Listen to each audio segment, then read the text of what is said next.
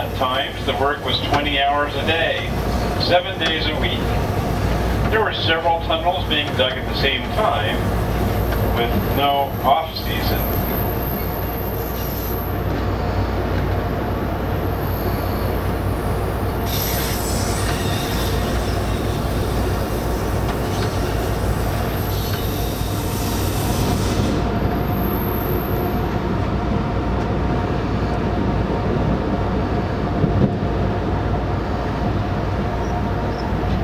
Ladies and gentlemen, our next point of historical interest is here in the community of Blue Canyon. The location earned its name from the blue haze created by all the lumber mills that operated in the vicinity back in the 1860s, when more than 3,000 people lived in this valley. Today there are only a few homes remaining in the area.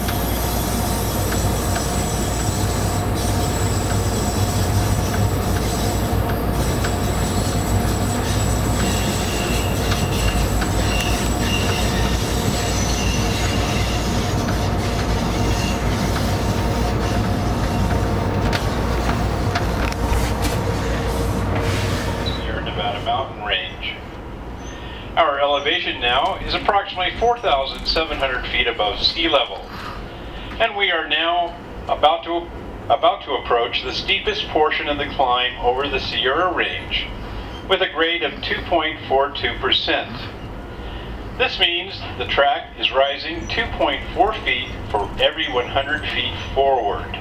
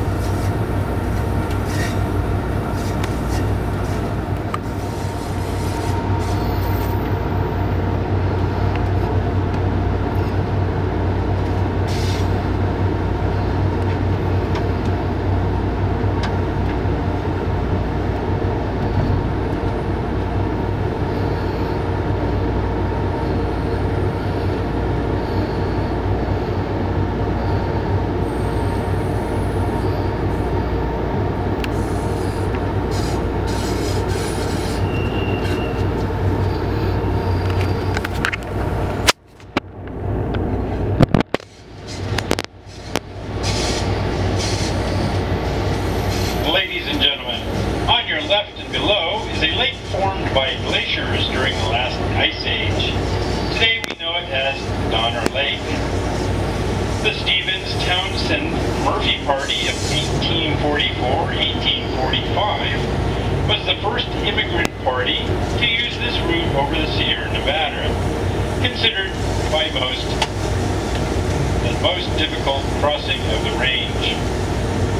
On October 31st, 1846, heavy snows near the east end of the lake halted an immigrant party led by George Donner. The party had departed from Illinois in the spring of that year. After falling victim to ill-advised detours and suffering other delays, the Donner Party found itself attempting to cross the Sierra during an early and severe winter. Most of the party remained trapped.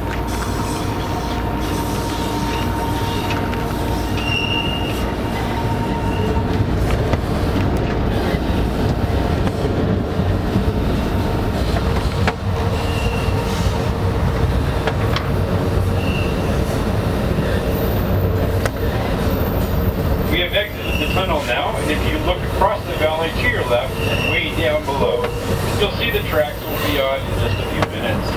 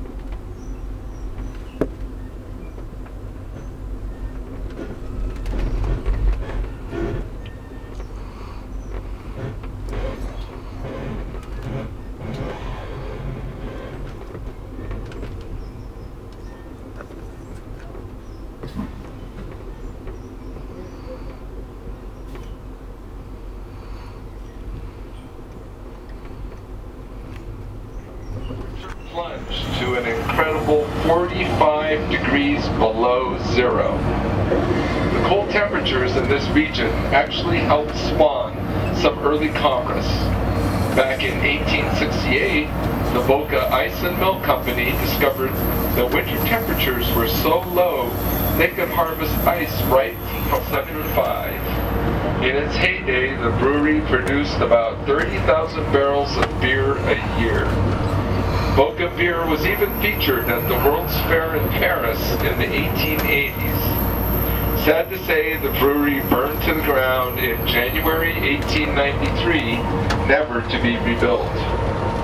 Today there is not much left of the old town except some concrete foundations from a few of the old ice houses near the railroad tracks.